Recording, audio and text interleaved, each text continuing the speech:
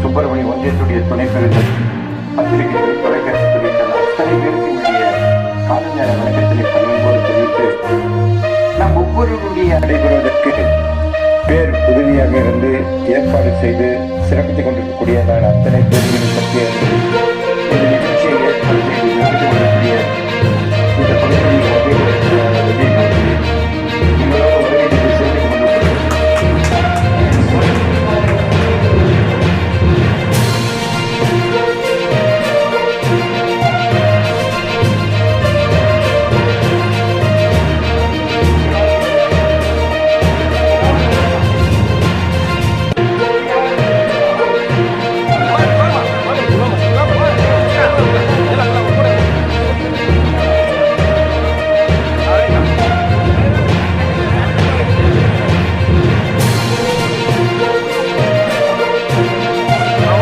தெரு கனெக்ஷன் கொடுங்க, வீட்டு வீட்டுக்கே கொடுங்க அப்படின்னு சொல்லியிருக்காங்க.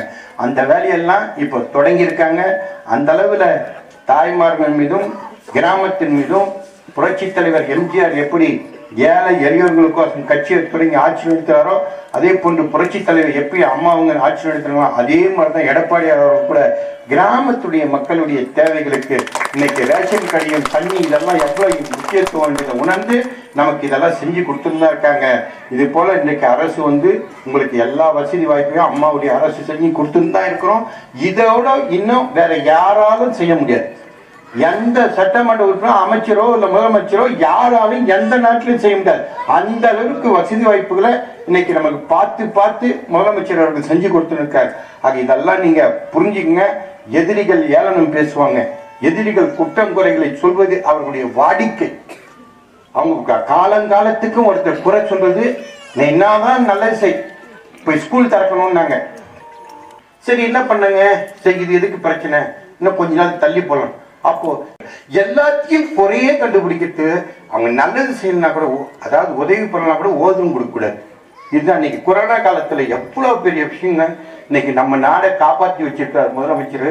ஜனங்களை இவ்வளவு பேரை காப்பாற்றி கொடுத்திருக்காரு. எத்தனை பிரச்சனைங்க, எத்தனை கஷ்டங்கள். கொரோனா காலத்துல ஜனங்களை காப்பாற்றுறது சாதாரணமான வழியா பிரைம் மினிஸ்டர் நமக்கு வாழ்த்து தெரிவிக்கிறார்.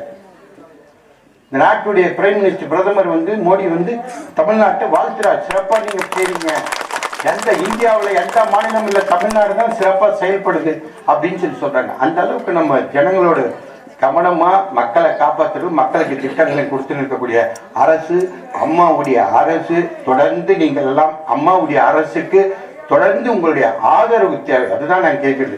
நீங்க எவ்வளவுக்கு எவ்வளவு உற்சாகத்தை கொடுக்குறீங்களோ ஆட்சிக்கு அதிகாரத்துக்கு, நீங்கள் உங்களுடைய ஆதரவை தரீங்களோ மேலும் இன்னும் உற்சாகமாக இன்னும் பல்வேறு ஆக்கப்பூர்வமான திட்டங்களையும் பணிகளையும் செய்து முடிப்பதற்கு நாங்கள் உங்களுக்கு உறுதுணையாக இருப்போம் என்று சொல்லி உங்களை எல்லாம் சந்தித்ததில் ரொம்ப நாளைக்கு